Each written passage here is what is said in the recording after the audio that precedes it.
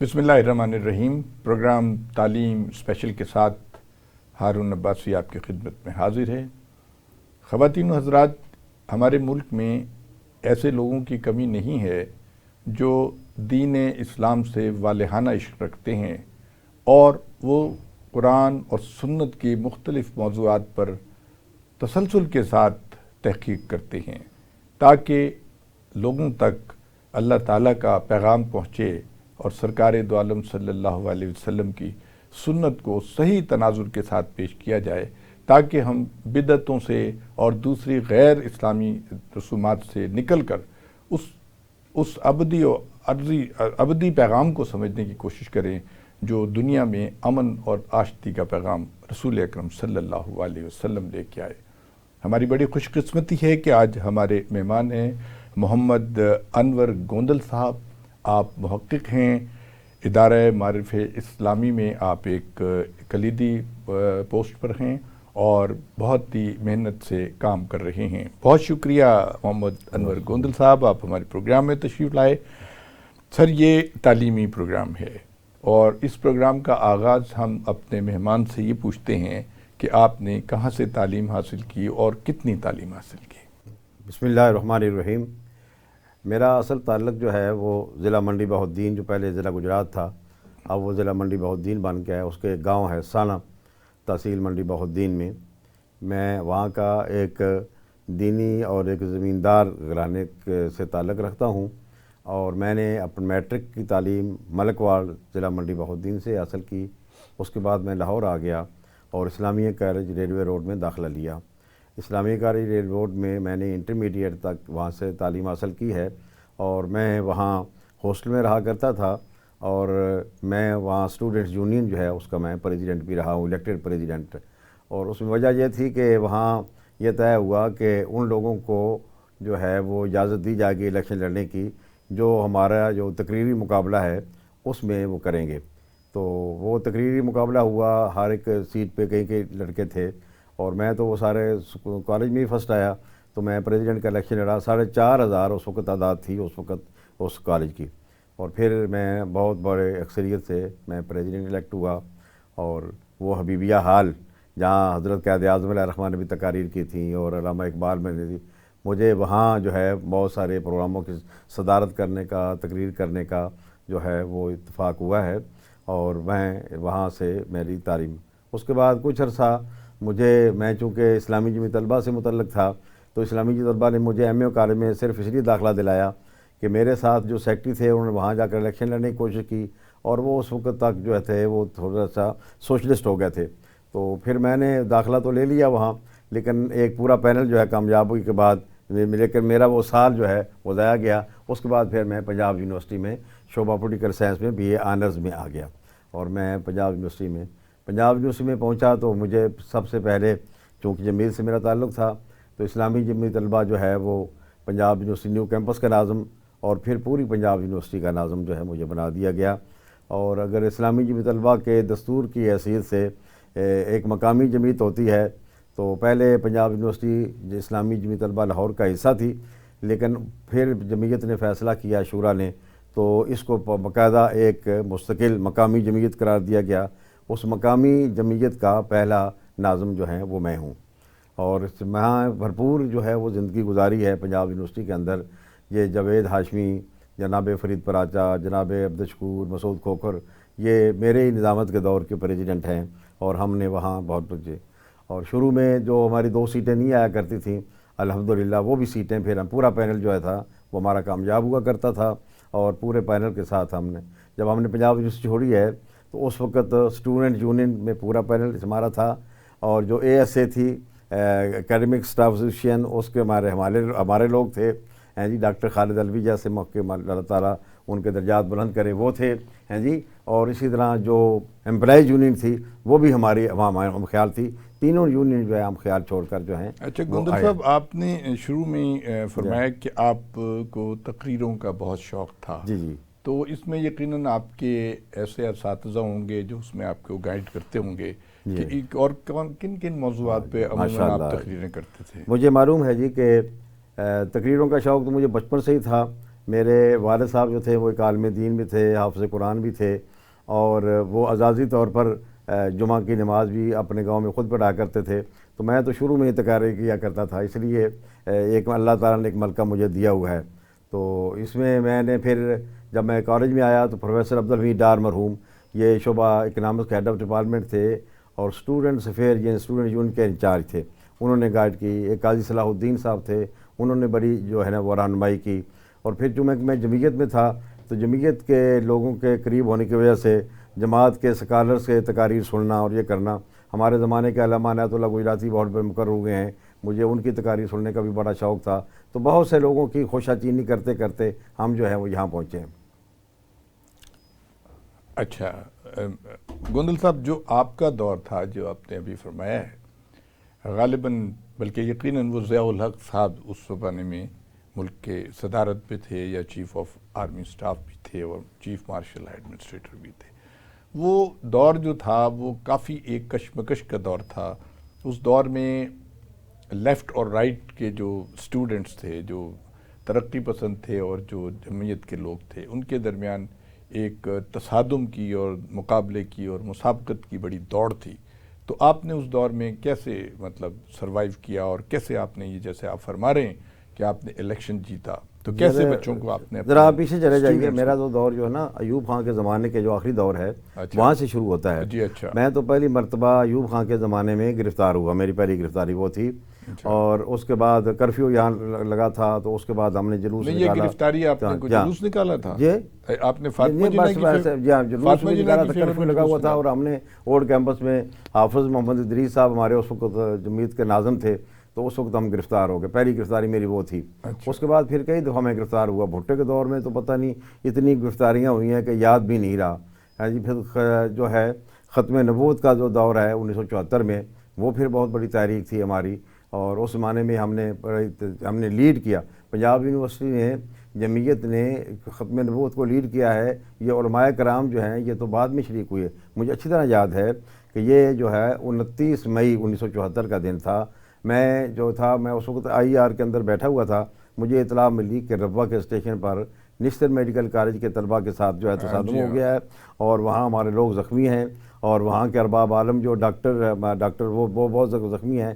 میں اسی وقت اٹھا اور ہم نے شام سے پہلے جو تھے قادیانی لڑکے، ان کو ہم نے کہا کہ آپ کے سامان چلے جائیں، جب تک فیصلہ نہیں ہوتا آپ یہاں نہیں رہیں گے۔ شام کو ہی ہم نے جلسہ کیا، دوسرے روز ہم نے نیلا گنبد جا کر جلسہ کیا۔ اس کے بعد ہم علماء کرام کے پاس پہنچے کہ آپ لوگ بھی ہلیں، اور یہ پھر بعد میں جو ہے نا مجلس عمل بنی ختم نبوت کی مولانا یوسف النوری صاحب کے ساتھ، پھر تو ساری قوم اس میں شامل ہوگی، لیکن اصل میں ہم نے اس کو شامل کیا تھا۔ اور پھر ہم نے ایک پروگرام بنایا، اور ہم نے پورے جو ہے نا جی 3 گروپ بنا کر پورے پنجاب کا دورہ کیا۔ کراچی سندھ میں الگ تھا، سرحد میں الگ تھا، اور یہاں جو گروپ تھا وہ میں چونکہ ناظم تھا تو وہ میری ہی قیادت میں جو تھا وہ چلا تھا قافلہ، اور اس میں فرید پراچا صاحب تھے۔ ہم نے بڑے ہنگامی طور پر جو ہے وہ جلسے کیے، اور ہمارے وہ ختم نبوت کے جلسے جہاں بھی ہوئے وہ کہتے ہیں کہ وہ تاریخی جلسے تھے، اس سے بڑے پہلے جلسے کبھی نہیں ہوئے۔ ہم نے پہلا جلسہ جو ہے نا، میں اگر آپ یہ بتاؤں میری بات سن لیں، کہ وہ ظفروال تھا اور دوسرا چونڈا تھا۔ چونڈا جو تھا قادیانیوں کا مرکز تھا، اور ان لوگوں نے کہا کہ ہم جلسہ نہیں ہونے دیں گے۔ ہم نے کہا تم لوگ بھولے ہوئے ہو، ہم لوگ تو سروں پر کفن باندھ کر آئے ہیں، ابھی کل 65 کی جنگ ختم ہوئی ہے، اور ہمارے مجاہدین نے وہ سینوں کے ساتھ بم باندھ کر وہ ٹینکوں کے نیچے لیٹ گئے تھے، آپ کیا بھولے ہوئے، ہم یہاں جلسہ کریں گے۔ اور ہم نے وہ جلسہ کر کے دکھایا چونڈا کے میدان میں، اور یہ بہت بڑا جلسہ تھا۔ پھر پورے پنجاب کے اندر آخر جو تھا وہ جناب بھٹو، جی اللہ تعالیٰ پتہ نہیں کس سے کیا کام لے لیتا ہے جی، 7 ستمبر 1974 کو ہمارا وہ مطالبہ منظور ہو گیا کہ قادیانی کو غیر مسلم قرار دیا گیا۔ اس میں اسلامی جمعیت طلبہ کی بنیادی رول ہے، اس نے لیڈ کیا۔ میں اس دور میں 3 دفعہ اس کے اندر گرفتار ہوا، کئی دن ہم جیل میں رہے، لیکن جب بھی نکلے پھر ہم مہم شروع کر دیا کرتے تھے۔ جی گوندل صاحب یہ فرمائیں، آپ کہہ رہے ہیں جی گوندل صاحب، آپ نے بتایا ہے کہ آپ بہت دفعہ گرفتار ہوئے، اور یہ جو گرفتاری ہوتی ہے، اور خاص طور پہ جب بچوں کو، نوجوان تھے آپ ظاہر ہے اس زمانے میں، تو جیل بھیجا جاتا ہے، تو جیل میں بڑی صعوبتیں ہوتی ہیں۔ دوسرے کہ ایک جذباتی بات یہ ہوتی ہے کہ آپ کے ماں باپ، آپ کے بہن بھائی، آپ کے متعلقین، رشتہ دار، ان کو ایک بہت شوق ہوتا ہے کہ یار ہمارا بچہ جو ہے وہ جیل میں ہے۔ تو جیل میں جو آپ کے ساتھ گزرتی تھی اس کے بارے میں آپ بتائیے، کیا حالات ہوتے تھے؟ اچھا جیل میں جب بھی ہم گرفتار ہوئے نا، ظاہر بات ہے ہم کوئی اخلاقی مجرم تو نہیں تھے، ہمیں سیاسی طور پر جو تھا نا جی، اس لحاظ سے جیل کے لوگوں کا رویہ عام طور پر ہمارے ساتھ اچھا ہی رہا۔ جو باقی تکالیف ہوتی ہیں، وہ جو ان کی روٹی ہوتی ہے وہ تو کھانی پڑتی ہے، بستر بھی نہیں ملتا، ایک چکی میں بند کر دیتے ہیں، یہ تو تکلیفیں اپنی جگہ تھیں، لیکن ایسے کہ کسی نے ہمارے ساتھ بےہودگی کی ہو ایسا نہیں ہے۔ انہیں معلوم تھا کہ یہ لوگ جو ہیں طالب علم ہیں اور یہ ایک مقصد کے تحت آئے ہیں، ان کی ایک تحریک ہے، ایک اچھا ہی ہم جو کہتے ہیں کہ ہمارا سلوک ہوا ہے، کسی نے ہمارے ساتھ کبھی بات تہذیبی نہیں کی۔ البتہ یہ جب واجپئی تحریک میں میری آخری گرفتاری ہوئی ہے، جب واجپئی آیا تھا تو ہم گرفتار ہو گئے، وہ ایک بڑا سخت زمانہ تھا، اور اس میں ہمیں گرفتار کر کے میاں والی لے جایا گیا، اور میاں والی جیل میں ہم پہنچے تو وہاں کے عملے کا رویہ کوئی اچھا نہیں تھا۔ ہمارے ساتھ سید منور حسن صاحب بھی تھے، اس وقت جماعت اسلامی پاکستان کے وہ جنرل سیکرٹری تھے اس وقت جی، اور وہ بھی تھے، لیکن وہ بڑی بےہودگی سے ہمارے کارن۔ میں نے ایک آدمی کو کہا، میں نے کہا آپ یہ بات نہ کریں، یہ سید منور حسن ہے، جماعت اسلامی پاکستان کے جنرل سیکرٹری ہیں۔ ایک زمانے میں تو وہ لیفٹ کے ساتھ ہوا ہاں جی، اپنی اسٹوڈنٹ لائف میں پہلے تو وہ این ایس او کے ساتھ نہیں، وہ تو پنجاب کی بات ہے نا، میں تو اب یہ ذرا آخری دور کی بات کر رہا ہوں، واجپئی تاریخ آپ نے کہا نا جیل کے عملے کا، تو لیکن یہ بات میں وہ بات پھر لیکن انہوں نے جب ہم وہاں پہنچے تو پھر انہوں نے ہمیں بڑے خطرناک قیدیوں کے ساتھ جو نا، ہمارے وہاں 300 لوگ تھے، مختلف جیلیں، ہزاروں لوگ جو ہیں واجپئی تحریک میں گرفتار ہوئے ہیں، اور وہ مختلف جیلوں میں، کوئی بہاولپور، کوئی جیلم، کوئی گجرات، کوئی ڈیرہ غازی خان، ہماری کوئی شاہپور، ہماری جو تھی وہ میاں وال جیل میں۔ میاں وال جیل بڑی اپنی جگہ سخت ہے، اس کے ساتھ ہی وہ گھاٹی سے جہاں علم الدین غازی کو جو پھانسی دی گئی تھی، وہ پھانسی گھاٹ بھی وہاں قریب تھا، تو وہاں کمرہ ایک ماس تھا، وہاں ہمیں انہوں نے رکھا، اور ہمیں باہر جانے کی اجازت نہیں ہے، احاطے میں رہا کرتے تھے۔ بہرحال یہ ہو گیا، لیکن وہاں کے قیدی جو تھے پرانے، ان لوگوں نے کہا کوئی بات نہیں، وہ ان لوگوں جو پرانے قیدی ہوتے ہیں ان کے پاس کچھ راشن ہوتا ہے، کوئی آلو پکا لے یہ وہ، تو وہ ہمیں کھانا پکا کر دیا کرتے تھے۔ جی ہاں، تو ہم وہاں 1 مہینہ رہے، تقریباً 40 روزہ میاں والی جیل میں، تو ہو ایک گزارا۔ مجھے اچھی طرح یاد ہے کہ میرے سارے ساتھی آہستہ، میں واقعہ آپ کو سناتا ہوں، میرے سارے ساتھی آہستہ آہستہ رہا ہوتے چلے گئے، تو عید الاضحیٰ کا معاملہ تھا، وہ آ گیا، تو میں پھر اکیلا رہ گیا۔ میں منور حسن صاحب جانے لگے تو بڑے وہ غمگین تھے کہ انور تمہاری نہیں اب ضمانت آئی، باقی سب کی آ گئی ہے۔ اس سے نا 1-2 دن پہلے مجھے ڈپٹی سپرنٹینڈنٹ نے بلایا، تو اس نے کہا گوندل صاحب آپ کی بہت بڑی سفارش آئی ہے، یہاں ایک صابر پیا پیر تھے، تو میرے ایک ملنے والے دوست ہیں میاں عبدالحفیظ صاحب نمبردار ہیں، وہ ان سے انہوں نے اجازت لی، تو وہ ڈپٹی سپرنٹینڈنٹ ان کا مرید تھا، تو وہ ان کی سفارش لے کر گئے، تو ملاقات کی اجازت نہیں تھی، انہوں نے ملاقات تو نہیں کرنے دی ہمیں، باہر ہی وہ جالی کے اندر کھڑا رہے، اور میں اس دن مجھے احساس ہوا کہ میں جیل میں ہوں، کہ میرا بیٹا ایک ہی اولاد ہے، میرا بیٹا بھی ان کے ساتھ گیا، وہ بیٹا باہر کھڑا ہے، میں یہاں کھڑا ہوں، اور میں ہاتھ بھی نہیں ملا سکتا۔ اس دن احساس ہوا کہ واقعی میں جیل میں ہوں۔ تو خیر وہ جو بھی ملاقات ہو گئی، تو دوسرے دن مجھے کہنے لگا کہ آپ تو دو حرف لکھ دیں آپ، تو آپ کل ہی رہا ہو جائیں، آپ کیوں بیٹھے ہوئے ہیں؟ میں نے کہا آپ ہمیں جانتے نہیں ہیں ڈپٹی سپرنٹینڈنٹ صاحب، اگر یہ سارے لوگ بھی لکھ دیں گے تو میں نہیں لکھ کے دوں گا، میں آخری بھر دوں گا، یہ بات نہیں ہو سکتی۔ اور پھر یہ ہوا کہ سارے لوگوں کی ضمانتیں ہونی شروع ہو گئی، ہوتی گئیں، لیکن میری ضمانت نہیں ہوئی۔ پھر مجھے عید کی وہیں رات وہاں آ گئی، وہ قیدیوں نے کہا گوندل صاحب کوئی بات نہیں، آپ یہاں کا آپ یہ کپڑے اتاریں، ہم آپ کے دھو دیتے ہیں اور آپ ہمیں عید پڑھائیں گے، ٹھیک ہے جی۔ لیکن ایسا ہوا کہ کوئی سحری کے وقت جو ہے میری بھی وہ روبکار آ گئی کہ میری بھی ضمانت ہو گئی ہے، فجر کی اذانیں ہو رہی تھیں، اور ڈپٹی سپرنٹینڈنٹ نے مجھے بلایا اپنے کمرے میں، کہنے لگا یہ ہم نے جو کھانا قیدیوں کو پکایا عید کے دن دیکھیں، میں نے کہا بہت اچھا کھانا پکایا ہے، تو اذانیں ہو رہی تھی، میں جیل سے باہر قدم رکھ رہا تھا یہ، اور مجھے پھر میں وہاں پھر جماعت کے مرکز میں میاں والے گیا، تو اس دن کوئی ویگن وغیرہ نہیں مل رہی تھی، ہمارے ساتھیوں نے بڑی مشکل سے کہیں سے ویگن کا بندوبست کر کے ہمارے انتظام کیا، تو پھر میں سرگودے اتر گیا کیونکہ میرا گاؤں ادھر تھا، تو میری ماں میری والدہ انتظار کر رہی تھی کہ میرا بیٹا کب آئے گا، ہے جی۔ یہ بڑا جذباتی سین ہوگا۔ بات بڑا سین ہوتے ہیں۔ جب میں پہلی دفعہ گرفتار ہوا تو میری ماں کو لوگ ہیں آپ کا بیٹا گرفتار ہو گیا، جیل میں چلا گیا، اس نے کہا اس نے کوئی جرم چوری تو نہیں کی ہے، وہ ایک مقصد کے تحت گیا ہے، ایسا نہیں ہے کہ میرا بیٹا کوئی چور ہے یا ڈاکو ہے، تو بس ایسے، لیکن بات تھی۔ اچھا گوندل صاحب، آپ نے تفصیل سے بیان کیا ہے کہ ختم نبوت کی جو تحریک تھی اس میں آپ کی جماعت نے، آپ کے اسٹوڈنٹس نے بڑا بڑھ چڑھ کے حصہ لیا۔ آپ یہ فرمائیں، قطع نظر اختلاف، سیاسی اختلاف کے، کیا آپ سمجھتے ہیں کہ بھٹو صاحب کو یہ بہت بڑا کریڈٹ جاتا ہے کہ جب انہوں نے اس پہ دستخط کیے تھے ختم نبوت کے اس پہ، تو انہوں نے کہا تھا میں اپنے ڈیتھ وارنٹ پہ دستخط کر رہا ہوں، اور ایک وہ کوئی 100 مسالات کے پابند یا کوئی وہ تو نہیں تھے، لیکن ان سے ایک 100 سال کا جو مسئلہ انہوں نے حل کیا، اور ان کو آفر یہ تھی، آپ کو پتہ ہے کہ مرزا ناصر صاحب نے ان کو چیک بک لا کے دی تھی اور ان سے کہا تھا اس میں جتنا پیسہ چاہیں جس ملک میں چاہیں میں آپ کو دینے کو تیار ہوں۔ تو آپ سمجھتے ہیں کہ بھٹو صاحب کا یہ ایک بڑا کارنامہ تھا؟ میں یہ سمجھتا ہوں کہ اللہ تعالیٰ پتہ نہیں کس سے کس وقت کیا کام لے لے، اس لیے ہمیں دنیا کے اندر کسی کے بارے میں فتوے جاری نہیں کرنے چاہیے، میں اس بات کا کہہ رہا ہوں۔ ہاں جی، اللہ تعالیٰ کے یہاں پتہ نہیں کیا چیز جو مقبول ہے اور کیا چیز جو ہے قبول ہو جاتی ہے، بات سمجھیں۔ اس لحاظ سے ہم تو یہ بھٹو صاحب کو اللہ تعالیٰ شاید ان کو یہ بخشش کا ذریعہ بن جائے، کیا خیال ہے؟ باقی جو ان کے معاملات تھے وہ تو ٹھیک ہے نا، تو لیکن یہ چیز جو ہے ان کی وہ باؤنڈری، اگرچہ ہم نے ان کے خلاف تحریک چلائی، تحریک جو قومی اتحاد کی تحریک، ہم گرفتار ہوئے، گولیاں لگیں، لاٹھیاں کھائیں، بہت کچھ ہوا، لیکن یہ جو کارنامہ ہے یہ اللہ تعالیٰ نے ان سے لینا تھا، وہ لے لیا، اور یہ واقعتاً ان کا بڑا کارنامہ ہے۔ لیکن اس کے ساتھ ساتھ میں یہ بھی کہوں کہ جب قوم بیدار ہوتی ہے، جب قوم آگے بڑھتی ہے نا، تو پھر اس کے سامنے کوئی طاقت ہے نہیں سکتی۔ اس وقت پوری قوم جو تھی وہ ختم نبوت کے مسئلے پر متحد تھی، طلبہ کیا، علماء کیا اور عام لوگ کیا، اس لیے انہیں مجبوراً یہ بات کیوں کرنی پڑی، اور قومی اسمبلی کے اندر بھی ایسے لوگ بیٹھے ہوئے تھے جنہوں نے پورا اپنا موقف جو ہے بیان کیا۔ پروفیسر غفور صاحب تھے، مفتی محمود صاحب تھے، ان لوگوں نے جو ہے بڑا موقف بیان کیا۔ مرزا ناصر وہاں آ کر اس نے جو دلائل دیے، انہوں نے اس کے دلائل کے جواب دیا۔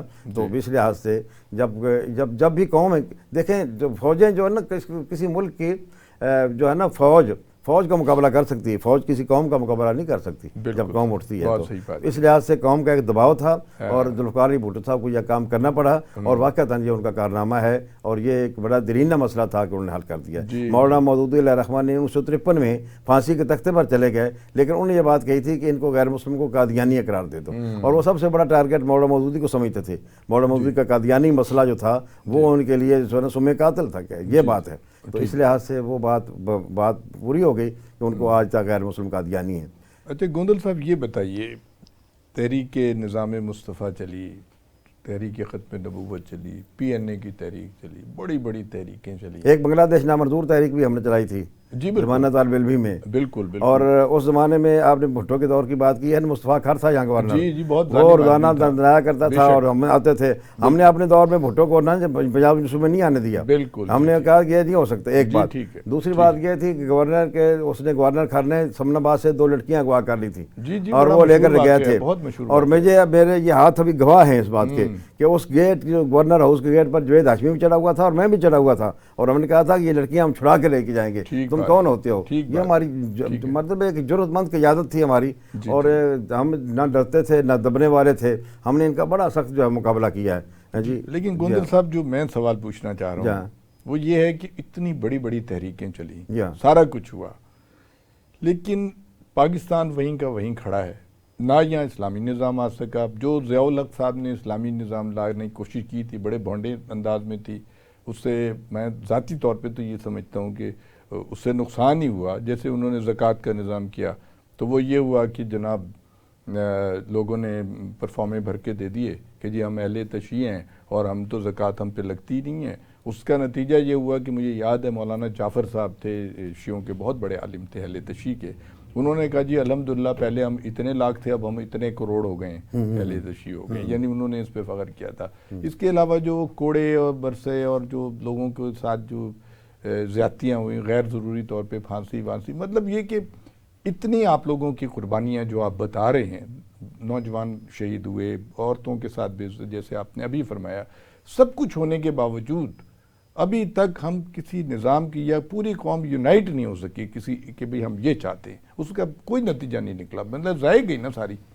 اصل میں ایک بات تو یہ ہے کہ قوم جو ہے نا جی، وہ اس کا مزاج کچھ اور ہے، لیکن اگر قوم ہمارا ساتھ نہیں دیتی تو مولانا مودودی کا ایک قول ہے کہ حق اپنی جگہ حق رہتا ہے، اس کو کوئی مانے یا نہ مانے، یہ بات ہے، حق جو ہے وہ اپنی جگہ حق ہے جو اس مانے۔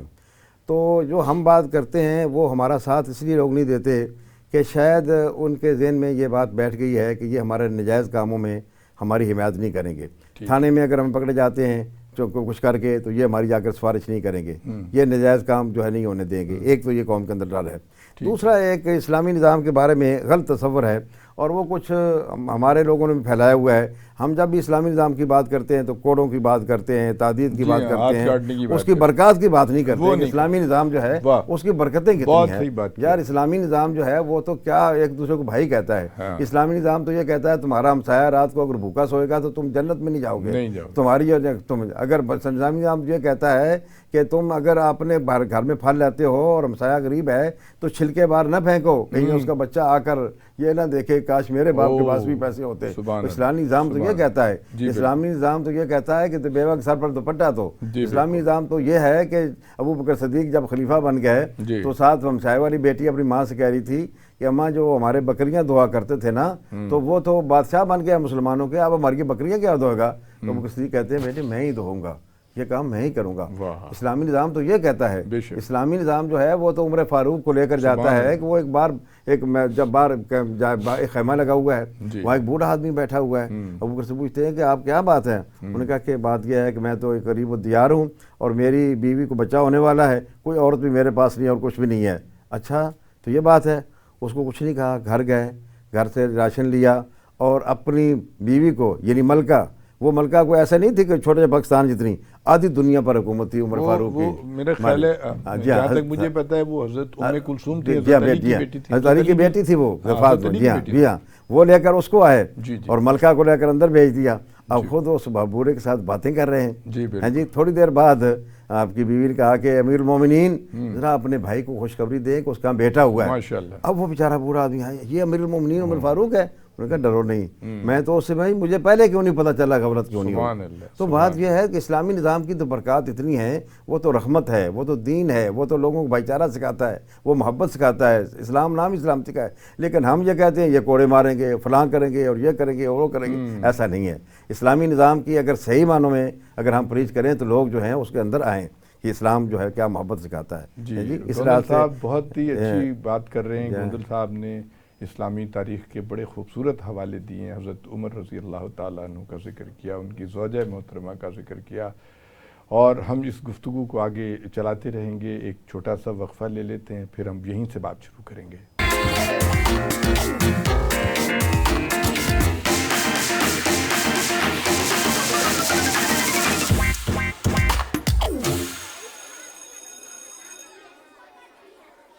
جی خواتین حضرات, آپ محمد انور گوندل صاحب کی گفتگو سن رہے تھے.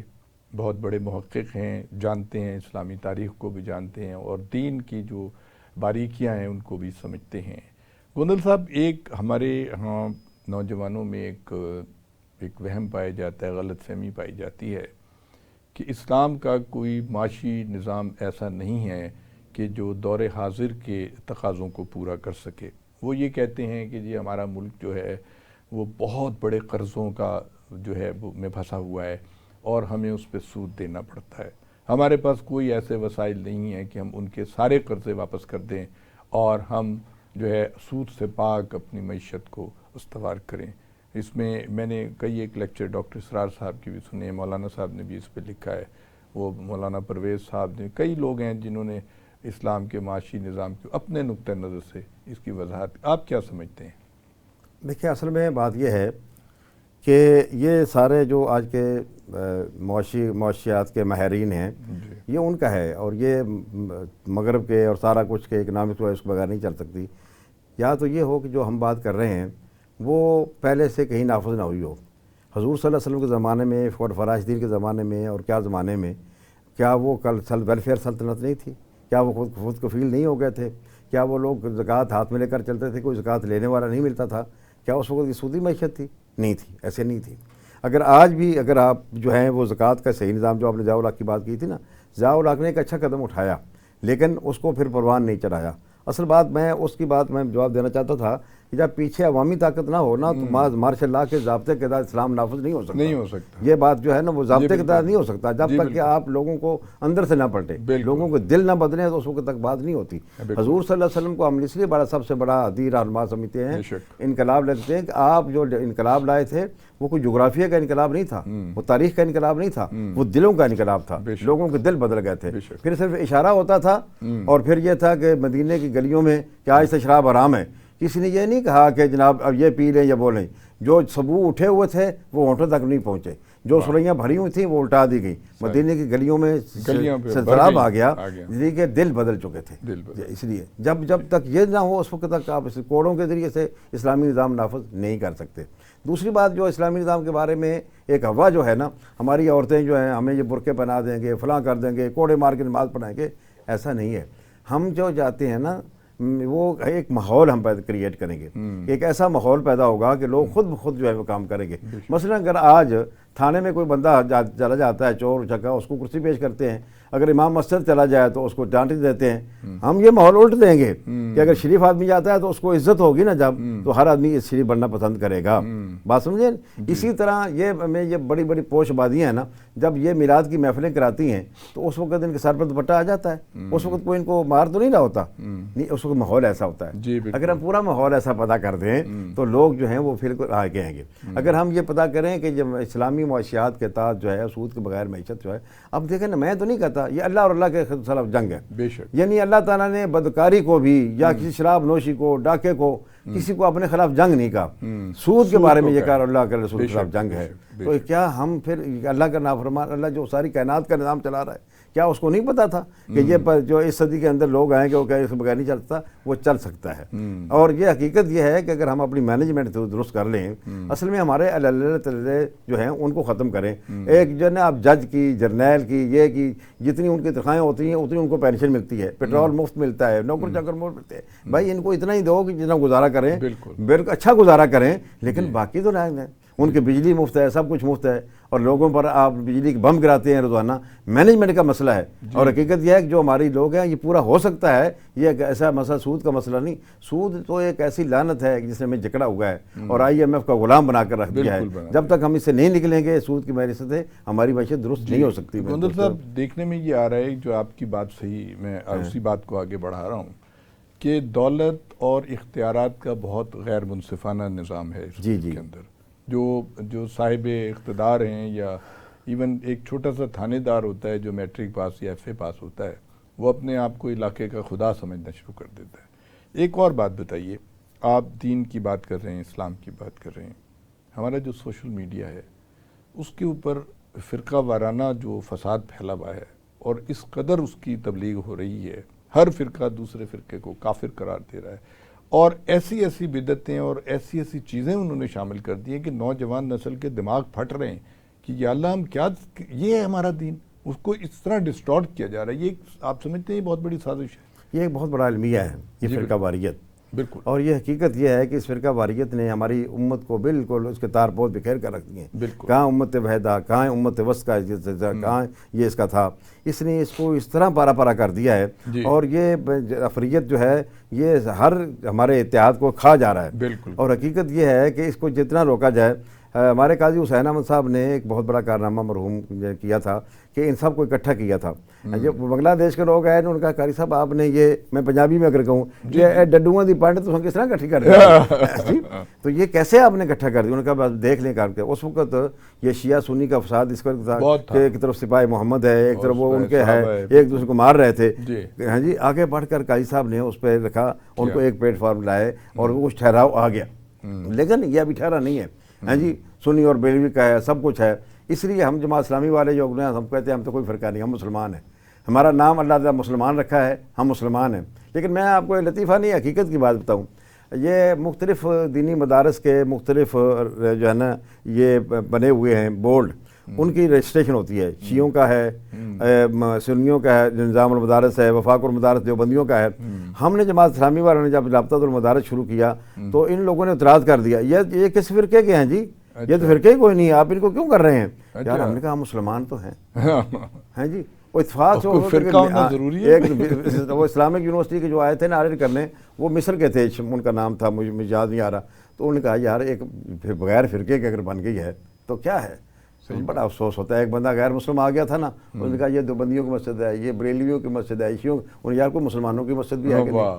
بڑی صحیح بات کی اس نے۔ تو بات یہ ہے کہ اس ہم تو اتحاد کا سبق دیتے ہیں کہ اللہ ہمارے منصورے میں آپ آئے نا، کوئی ہاتھ باندھ کر نماز پڑھ رہا ہے، کوئی آمین بالجار کر رہا ہے، کوئی ایسا کہہ رہا ہے، کوئی رفع جدائن کر رہا ہے، کوئی نہیں کر رہا ہے، اور نماز جو پڑھتے نہیں ہیں ان کے پیچھے نہیں ہم جاتے، جو نماز پڑھنے آ جاتا ہے اس کے پیچھے لگ گئے ہیں، یار تم کیسے پڑھ رہے ہو؟ یہ بڑی عجیب و غریب ہے، یہ بڑی تنگ نظری ہے، اس کو ذرا وسعت دینی پڑے گی۔ میں ایک اور مسئلے کی طرف آتا ہوں، یہ آپ تعلیم کا پروگرام ہے نا، یہ تعلیم کے بارے میں جب ہم اسلامی نظام تعلیم کہتے ہیں، وہ وہی بات جب اسلامی نظام کے بارے میں لوگ ڈراتے ہیں تو اس طرح اسلامی نظام تعلیم کے بارے میں بھی ڈراتے ہیں کہ یہ کیا ہوگا، تو کیا انجینئر بننے بند ہو جائیں گے، یہ ڈاکٹر بننے بند ہو جائیں گے؟ ایسا نہیں ہے۔ ہمارا اسلامی نظام کا تصور یہ نہیں ہے کہ آپ ڈاکٹر بنیں، آپ انجینئر بنیں، آپ وکیل بنیں، آپ صحافی بنیں، آپ اینکر پرسن بنیں، ٹھیک ہے، لیکن مسلمان بھی ساتھ بنیں۔ یہ بات ہے۔ اصل میں کیا وجہ ہے کہ ہمارا نصاب تعلیم جو ہے وہ ایک ڈاکٹر تو انجینئر بناتا ہے، لیکن وہ ساتھ یا کمیونسٹ ہو جاتا ہے، یا وہ سرمایہ دارانہ نظام کا نظام ہوتا ہے، یا وہ نیشنلسٹ ہوتا ہے، مسلمان نہیں رہتا۔ روس میں پڑھنے والا طالب علم جو ہے وہ ساتھ ساتھ کمیونسٹ ہو جاتا ہے، امریکہ میں سرمایہ دارانہ ذہنیت، جرمنی کے اندر نیشنلسٹ بن جاتا ہے، پاکستان کے اندر کیوں نہیں ہے؟ اس کا مطلب ہے کہ ہمارا نصاب ایسا ہے، ہم نصاب جو ہے اگر اس کر رہے ہیں۔ اب دیکھیں میں جب چھٹی جماعت میں آیا نا تو وہاں جو انگلش کی کتاب تھی اس میں مسٹر جمیل اور اس کی فیملی تھی۔ مسٹر جمیل جو ہے نا، آپ نے کوئی پڑھے ہوگا، علی، وہ علی جب گھر میں داخل ہوتا ہے نا تو اس کی ماں جو ہے نا وہ ریڈیو سن رہی ہے، اس کا باپ کبھی فرانکفرٹ جا رہا ہے، کبھی امریکہ جا رہا ہے۔ تو میں نے کہا اگر اسی انگریزی کو، اگر یہ ہے کہ جب علی گھر میں داخل ہوا تو اس کی ماں قرآن کی تلاوت کر رہی تھی، انگریزی تو اب بھی ہے نا، ایسا ہے کہ نہیں؟ اگر اس کا باپ جو ہے وہ مکہ مدینہ سفر کر رہا تھا تو کیا خیال ہے؟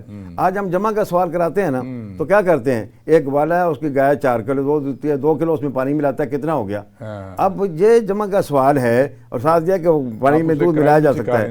اگر یہی آپ کہیں کہ زید نے جمعے کو 2 نمازیں پڑھی، جمعرات کو 3 نمازیں پڑھی، اس کی کتنی نمازیں ہوں گی؟ جمع کا سوال یہ بھی ہے۔ تو ہم تو یہ چاہتے ہیں، ہم نے اسلامیات کا ایک الگ گھنٹہ رکھا ہوا ہے، اس کے بعد باقی سارے نہیں۔ ہم تو کہتے ہیں ہر ایک چیز کے اندر H2 ہے۔ آپ سائنس پڑھائیں نا، یہ H2 ہے۔ آپ ایک جو مسلمان ٹیچر ہے نا وہ یہ بتائے گا کہ پانی کیا ہے؟ H2O، 2 حصے ہائیڈروجن 1 حصہ آکسیجن۔ اللہ نے ایسا نظام بنایا ہوا ہے کہ ہر وقت جو ہے وہ ہائیڈروجن اور آکسیجن ملتی رہتی ہے اور ہمیں پانی ملتا رہتا ہے۔ کیا یہ تصور نہیں دیا ایسا تھا؟ ہمارے ملک رسول اللہ خان عزیز صاحب تھے، وہ پڑھایا کرتے تھے، تو انگریز آ گیا، آپ نے یہ سارے بچے جو ہیں یہ تو سارے کرسچین ہیں، اور آپ نے انہوں نے کہا میں تو یہ انگریزی پڑھاتا ہوں، میں تو یہ پڑھاتا ہوں، لیکن وہ استاد مسلمان تھا نا، وہ سارے مسلمان ہو رہے تھے۔ تو یہ بات ہے، اس اسلام تعلیم کو اس طرح ہم یہ نہیں کہ ہم ان کو نورانی کہہ دیں کہ ہاتھ میں ہوگا اور ٹخنوں سے اوپر سلوار ہوگی اور ایک ہاتھ میں مسواک ہو، نہیں، ہم یہی لباس بنائیں گے، ہم انجینئر بنائیں گے، ڈاکٹر بنائیں گے، لیکن ایک اچھا مسلمان بھی بنائیں گے۔ یہ اسلامی نظام تعلیم ہے۔ آپ کا تعلیمی پروگرام ہے نا، میں اس لیے دینا چاہتا ہوں کہ ہمارے نصاب کو ایسے مرتب کریں۔ بالکل صحیح۔ انور صاحب آپ دیکھیے کہ ہمارے نبی سرکار صلی اللہ علیہ وسلم نے جب جنگ بدر میں جو قیدی آئے تھے غیر مسلم، ان کی سزا انہوں نے کہا کہ بھی تمہیں سزا تمہاری یہ ہے کہ تم ہمارے بچوں کو پڑھا دیا کرو۔ یعنی رسول اکرم صلی اللہ علیہ وسلم نے اطلب العلم بالسین، آپ کا فرمان ہے انا بعثت معلما، اللہ نے مجھے معلم بنا کے بھیجا، آپ کا مگر آپ معلم ہیں۔ یعنی ظاہر ہے کہ وہ جو آئے تھے وہ کوئی شریعت کی تعلیم تو نہیں دے رہے تھے نا، وہ دنیاوی تعلیمیں دے رہے تھے جو اس دور کی تعلیم، لکھائی پڑھائی سکھا رہے تھے۔ تو ہمارے ہاں تو یہ بہت، میں آپ سے یہی پوچھنا چاہ رہا ہوں کہ جو سوشل میڈیا ہے، آپ کے خیال میں اس پہ کوئی اس کا کوئی کوڈ آف ایتھکس بننا چاہیے؟ کیوں نہیں بننا چاہیے؟ سوشل میڈیا ایسا ہو کہ بھئی آپ یہ اتنی انتہا پسندی، ہماری سوشل میڈیا نے ساری سوشیالوجی ختم کر دی ہماری تو کوئی ایسا مطلب ان لوگوں کو یہ ایسا مادر پیدر آزاد ہو گیا ہے کہ یہ ہزارے آزادی یہ نہیں ہے کہ جو بھی آئے کام کے، یہ بات غلط ہے۔ اور ہمارے نوجوان اصل میں، میں کسی کا نام نہیں لیتا، وہ پولیٹیکل بات ہو جاتی ہے، لیکن اس دور کا جو سب سے بڑی جو ہمیں خرابی پیدا ہوئی ہے کہ ہماری نئی نسل کے اندر جو ہے نا یہ فتنہ بڑھ گیا۔ اب نئی نسل جو ہے وہ دریدہ دہن بن گئی ہے اور اس کے منہ میں جو کچھ آتا ہے، نہ اسے بڑوں کا ادب ہے نہ چھوٹوں کا ادب ہے، جو کچھ کرتے ہیں یہ اصل میں بہت بڑا بگاڑ ہے جو اس دور کے اندر ہوا ہے، اور یہ پتہ نہیں کب جا کر ٹھیک ہوگا۔ بگاڑ پیدا تو ہو جاتا ہے، اس کو سنوارنا بڑا مشکل ہوتا ہے۔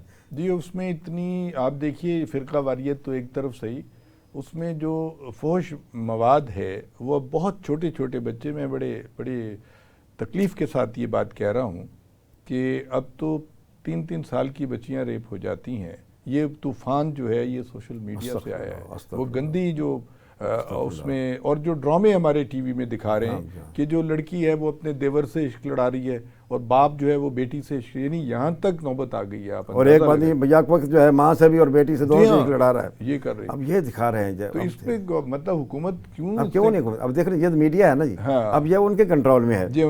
اس لیے بات یہ ہے نا, اس لیے ہم کہتے ہیں کہ ساری خرابی, مولانا مودودی یہ کہتے ہیں کہ ساری خرابی جڑ حکومت کی خرابی ہوتی ہے. اگر حکومت سمجھ جائے تو سب ٹھیک ہو سکتے ہیں. جی بالکل. اس لیے کہ دیکھیں اگر ایک علاقے کا تھندار ٹھیک ہونا تو وہاں سے منشیات فروش بھی ختم ہو جاتے ہیں بالکل, اور چور بھی ختم ہو جاتے ہیں. بالکل. اگر ضلع کا ڈی سی ٹھیک ہو جائے نا, اور اگر پورے ملک کا وزیر اعظم ٹھیک ہو جائے تو سارا ملک. اس لیے ٹی وی اس کے پاس ہے, ریڈیو اس کے پاس ہے, سارے اخبارات آرگن اس کے پاس ہیں, وہ جو کام کریں وہ سب کچھ کر سکتے ہیں. اس لحاظ سے یہ بڑا جو ہے نا آپ نے بات کی ٹھیک کی ہے کہ یہ خرابیاں جڑ پکڑ رہی ہیں اور بچوں کا اخلاق تباہ ہو رہا ہے, اور بچے جو ہے نا چھین کر رو کر موبائل لے لیتے ہیں اور پتہ نہیں کیا کچھ دیکھتے ہیں. دوسرے گوندل صاحب آپ دیکھیے کہ بے روزگاری اتنی ہو گئی ہے. میں اکثر اپنے پروگراموں میں یہ بات کہتا ہوں کہ 1 سال کے اندر 8 لاکھ پڑھے لکھے بچے ملک چھوڑ کے چلے گئے. کوئی روزگار نہیں ہے ہمارے یہاں, کوئی پالیسی لگتا ہے کہ کچھ ہے ہی نہیں کہ بچے اتنے پریشان ہیں. خیر اب آتے ہیں آپ کے اصل ٹاپک کی طرف, معارف اسلامی کے جو آپ کا ادارہ ہے جی, تو اس کے بارے میں ذرا آپ ہمارے ناظرین اور سامعین. ادارہ معارف اسلامی جو ہے یہ ایک علمی اور تحقیقی ادارہ ہے اور اسلامی لٹریچر یہ تیار کرتا ہے. اصل میں مولانا مودودی علیہ الرحمہ نے جب جماعت 1941 میں قائم کی قیام پاکستان سے پہلے, تو جماعت کا کام وسعت پذیر ہوا, مختلف فیلڈ میں کام آگے بڑھتا چلا گیا, سیاسی میدان میں, خدمت خلق کے میدان میں. تو مولانا ساتھ ساتھ علمی کام بھی کرتے تھے, تفسیر بھی لکھا کرتے تھے, کتابیں بھی لکھا کرتے تھے. مولانا مودودی کو یہ احساس ہوا کہ کہیں یہ کام جو ہے نا, یہ وسعت پذیر جو کام ہے پھیلے ہوئے, یہ کہیں جو ہے نا ایسا رہ نہ جائے, تو میں پھر اکیلا کام کروں. اور تو مولانا نے بہت سارے علماء کے جو ہے نا ساتھ میں لایا اور اسلامک ریسرچ اکیڈمی ادارہ معارف اسلامی کی بنیاد 1963 میں رکھی کراچی میں. اچھا 1963 میں مولانا مودودی خود اس کے چیئرمین تھے, وہی بنے. اور اس کے بعد پروفیسر خورشید احمد, ایک بہت بڑا نام جانتے ہیں, وہ سیکرٹری جنرل جو ہیں بنے 1963. یہ وہاں کام ہوتا رہا. چودھری غلام محمد صاحب نے اس کی سرپرستی کی, مرحوم کراچی کے امیر رہے ہیں. اس کے بعد یہ ہے کہ مولانا کی یہ خواہش تھی کہ لاہور میں بھی یہ نہ کام ہو. میں لاہور میں رہتا ہوں, تو مولانا کو 1978 کے آخر میں شاہ فیصل ایوارڈ ملا تھا. جی ہاں, وہ یہ پہلا شاہ فیصل ایوارڈ تھا جو سعودی گورنمنٹ نے اعلان کیا, اور اس کے پہلے جو ان کا نام آیا وہ مولانا مودودی کا تھا. تو شاہ فیصل ایوارڈ کی مولانا بیمار سے خود تو نہیں گئے, مولانا خلیل احمد حمدی اور ان کے ایک بیٹے نے جا کر ایوارڈ موصول کیا. ان کو 2 لاکھ ریال کے قریب تھے جو بھی تھا. مولانا نے کہا کہ یہ مجھے اسلام کی خدمت کے لیے ملا ہے, میں اسے اسلام کی خدمت ہی کے لیے وقف کرتا ہوں. چنانچہ یہ طے ہوا کہ لاہور کے اندر بھی جو اس کا ادارہ, چنانچہ 1979 عیسوی میں وہاں اس وقت مولانا ابھی وہیں, دفتر بھی وہی تھا اچرے میں, ایک بورڈ لگا لیکن وہ چل نہ سکا. اس کے بعد پھر مولانا 22 ستمبر کو مولانا کی وفات پا گیا. تو دسمبر کے اندر کراچی میں پھر ادارہ معارف اسلامی کی میٹنگ ہوئی. مولانا کے بعد میاں طفیل محمد صاحب ادارے کے چیئرمین بن گیا. پروفیسر خورشید صاحب جب باہر منتقل ہو گئے تو منور حسن صاحب اس کے ادارے کے سیکرٹری جنرل بن گئے. دسمبر میں پھر میٹنگ ہوئی کہ اب مولانا کی خواہش کے مطابق ہمیں لاہور میں کام کرنا چاہیے. نہیں, اب تاریخ ڈیٹ 1 جنوری کو یہ کام شروع ہو جانا چاہیے. ٹھیک ہے جی. تو میاں طفیل محمد صاحب کی صدارت میں فیصلہ ہو گیا کہ 1 جنوری کو لاہور میں کام شروع ہو جائے گا. مولانا خلیل حمدی استاد دارالعلوم کے انچارج تھے اس وقت, ان کو ڈائریکٹر بنایا گیا.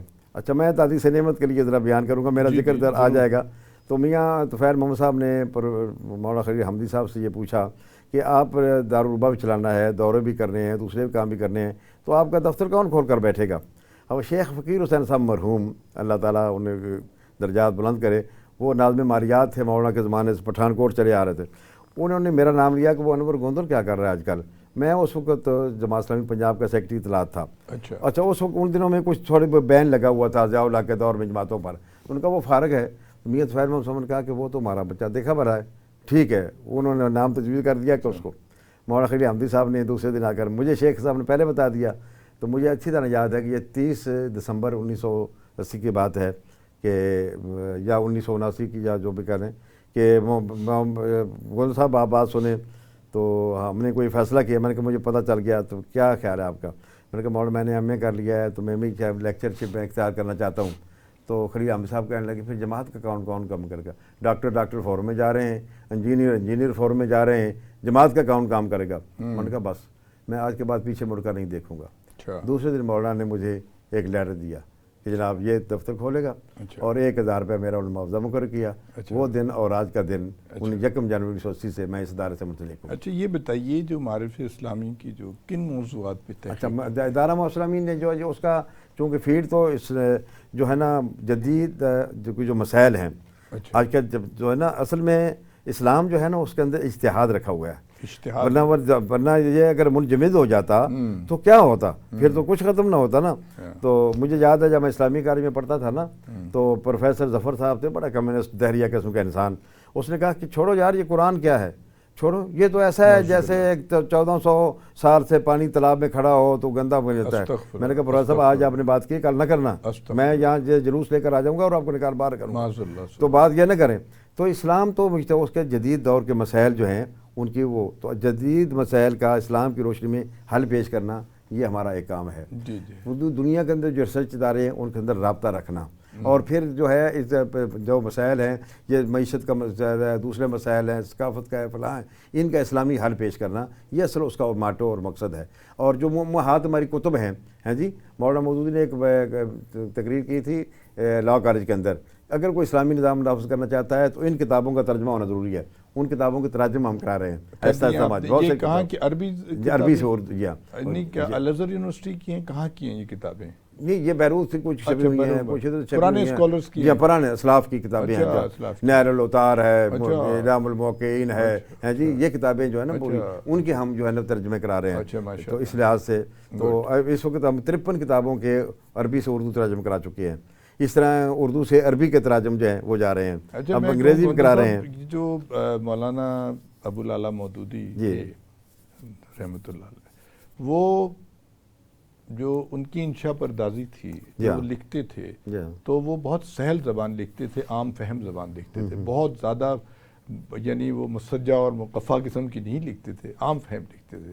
تو اب جو تراجم ہو رہے ہیں کیا ان کو نقطہ نظر کو بالکل ہم یہ مولانا کے اسلوب کو ہم بناتے ہیں۔ ہاں وہ اسلوب، اچھا، مولانا کے اسلوب ایسا تھا کہ جو مولانا کے ساتھی تھے نا، ملک غلام علی، خلیل احمد حمدی، میاں طفیل محمد، ان کا ہینڈ رائٹنگ دیکھیں تو مولانا کی پوری نقل ہی کرتے۔ ایک بات، دوسرا یہ تھا کہ مولانا جب آنکھیں کھولی، مولانا خود دکن کے رہنے والے، دلی کے رہنے والے ہیں جی، سب اردو زبان ہیں جی، اور اس زمانے میں مولانا ابوالکلام آزاد کی مقفع اور مسجع اردو جو تھی، بڑی متکلف اردو وہ تھی ہے جی، تو مولانا نے جو ہے نا بالکل ایک نیا مولانا تفہیم القرآن لکھی ہے، تو اس کے مقدمے میں یہ لکھتے ہیں کہ یہ میں علماء کے لیے نہیں لکھ رہا، علماء کے لیے بڑی تفسیریں ہیں، میں یہ ایک عام آدمی جو ہے اس کے لیے لکھ رہا ہوں کہ ایک عام آدمی بھی قرآن کو سمجھے وہ کیا ہے، اور مولانا کی زبان، اور مولانا کی تو نثر نگاری پہ ایک ڈاکٹر امتیاز ہیں انڈیا کے، انہیں PhD کی ہوئی ہے، اور بھی بہت آ رہی ہیں۔ مولانا کی سہل نگاری، مولانا کا ایک جو ہے نا ذہن میں اتر جانے والی بات، ایک اس کے اندر سلاست ہے، ایک روانی ہے، ایسے جیسے نا ندی پہاڑوں سے اتر کر جب میدانوں میں آتی ہے تو چلتی چلتی چلی جاتی ہے نا، تو جہاں جا رہی ہوتی ہے، ایسے